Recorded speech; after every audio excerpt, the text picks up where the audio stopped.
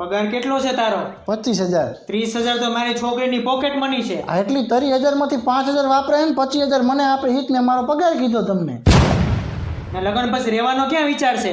તમે આયા કયો તો આયા, બાકી તમારું રોડ ટચનું ફાર્મ હાઉસ હે તો ખરું, એને શું દિવાળી ચાપા રાખ્યું હે, અહીંયા રહી લેશું.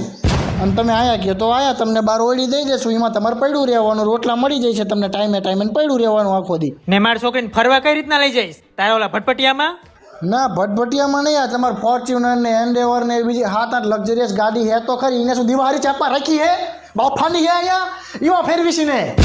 અને દર 6 મહિના વર્લ્ડ ટૂર કરાવીશ એના માટે, મારા માટે કઈ નહીં, મારા માટે સેજ બી નહીં. પૈસા ક્યાંથી લાવીશ વર્લ્ડ ટૂર ના? આ તમારે 350 વીઘા જમીન હે તો ખરી, બધી ધીમે ધીમે વેચતો જઈશ, મારે ક્યાં દેણું કરવા જવાનું હે, તમે હમણાં ગુજરી જઈશો. એટલે ઓલી વસિયત લખતા જઈજો વિલજીને કહેવાય, એટલે મારે શું ભાઈ વાંધો નહીં.